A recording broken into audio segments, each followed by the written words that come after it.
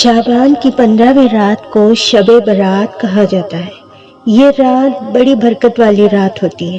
اس رات میں اللہ کی رحمتوں کا نزول ہوتا ہے۔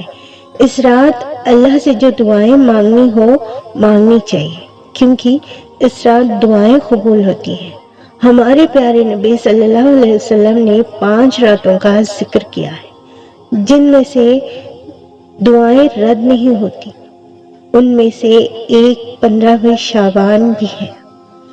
اس رات کو الگ الگ نام سے پکارا جاتا ہے کیونکہ اس رات میں توبہ قبول کی جاتی ہے، گناہ معاف کیے جاتے ہیں، دعائیں قبول ہوتی ہیں۔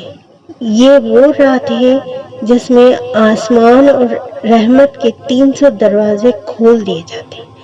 اس رات بکری کے بال سے بھی زیادہ لوگوں کی مغفرت کر دی جاتی ہے۔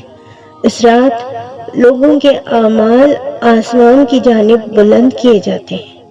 اس رات مرنے والوں کی اور پیدا ہونے والوں کی تعداد اور انسان کی ہر چیز لکھ دی جاتی ہے اور نیا اعمال نامہ شروع کیا جاتا ہے۔ اس رات رزق تقسیم کیے جاتے ہیں۔